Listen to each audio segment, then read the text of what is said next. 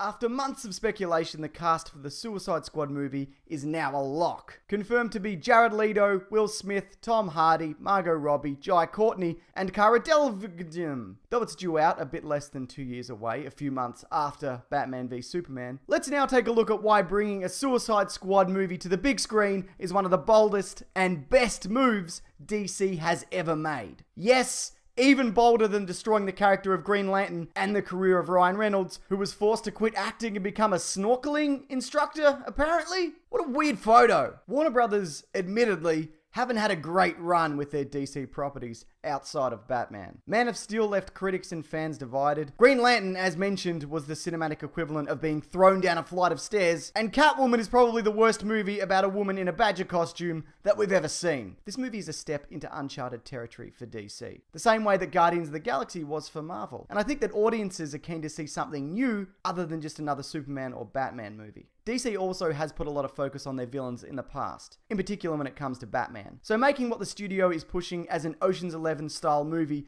with all villains forced to do something good by the government because of the bombs that have been placed in their heads. Oh, by the way, if you didn't know, that's the basic premise of the Suicide Squad. Well, that's a great next move for the studio.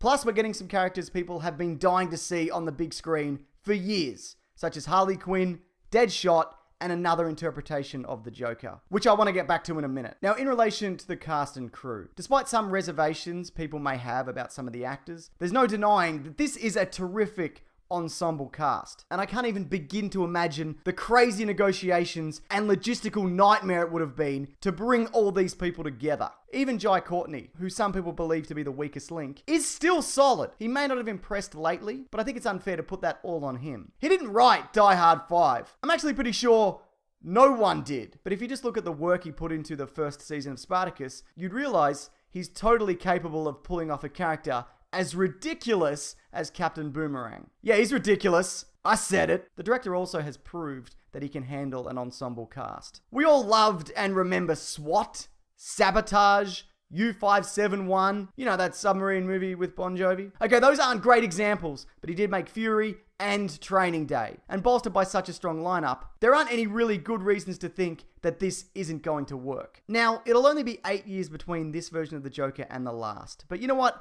I think that might be okay. Heath Ledger's untimely death robbed audiences of not only a great actor, but of seeing this character again in the near future. And I think that the Joker shouldn't remain unused for nearly 20 years like he was the last time. Leto clearly has the chops to pull this off, and he's more than capable of bringing us another interpretation. Hopefully something even closer to what we've been getting in the comics. But as it is always with casting choices, this remains to be seen. What's so funny? You fucking prick!